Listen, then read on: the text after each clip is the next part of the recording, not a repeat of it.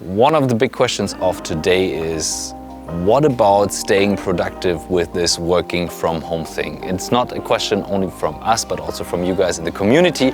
And I actually stumbled upon a clip this morning that I just saw recently from Apple. How's the whole working from home thing going for you? Whoa! What? No! Close your eyes, gently deepen. I have to admit, it's really funny. It's like describing this typical situation that we all expect at the moment with this Apple team that you've seen a couple of years ago already, I think. It shows what is happening to all of us. So that was one of the questions. If you don't know me yet, my name is Christoph. I'm the founder of Blackboard and Streamforce One. And you should subscribe to this channel because we publish every Thursday a new video about the questions about how you work, art, creativity, filmmaking, all the interesting things that you can imagine. We have to differentiate if you work from home by yourself or if you work from home with a team. And then the question if you're at home alone or also with a team. So these are the 4 different things we have to discuss. So number 1, if you are at home by yourself and working for yourself, that's a tough situation. But it's not different to your times when you studied. Don't forget that. When you studied, you had the same situation. The thing is, it's not as easy to go to the library as it was back in the day. But what you did, if you can remember that, I did it at least, from time to time, I recognized there's something else to do than just working. My apartment was cleaner than ever when I had to study. All the other things got done, but not what I actually had to do, so I found stuff around. What I did actually was, on a frequent basis, I went outside and took a walk. And I learned while studying how important that is to take a break, go outside, do something completely else, and then go back to work. And this is what I did also with my team when we've been working in home office during the Corona time. So on a frequent basis, I walked around here, this neighborhood. We have such nice bridges, and I have some spots now that I didn't even know before, that I now know, that I could use. Even if it was raining, I took an umbrella and I took a walk and did all the phone calls outside and all that stuff. There are certain countries where you cannot go outside, I know that. But here you could go outside, so I was using that on a frequent basis. Most important thing. If you don't have the chance to do that, make sure you do a lot of one-on-ones. One-on-ones video calls, for example. The big problem with a video conference is you can only focus on one person at the time, but there are too many people, so you're always distracted. And we underestimate what we do with one-on-ones. That's why I bought this Facebook portal. We made a video about that. Link it here. MP links it here. He just showed me here. I use that because this is the only connection you can have with one person at the time. You cannot focus on 4 people at the same time. So this is number 2. Number 3.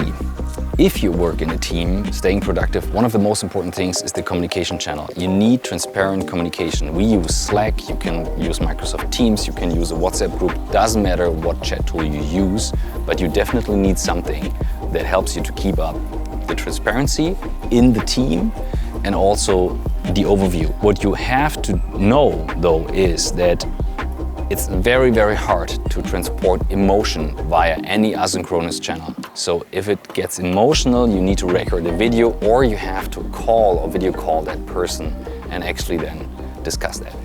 That's one of the biggest productivity killers out there at the moment. So I'm pretty sure there will be the next Corona wave and you have to work from home for a while. So one of the things that makes me productive or unproductive, let's take the example from the unproductive side. If I have the feeling a certain situation is over at a certain point, I wait for that point, and that does not happen.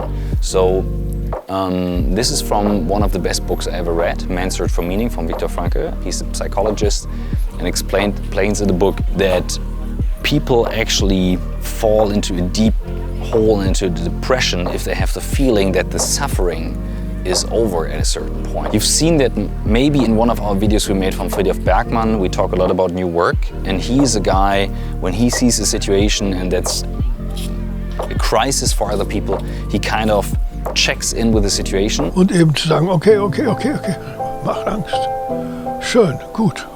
Darf dich nicht besonders beeindrucken. And this is so important. Hello. This is also important, going outside with the family.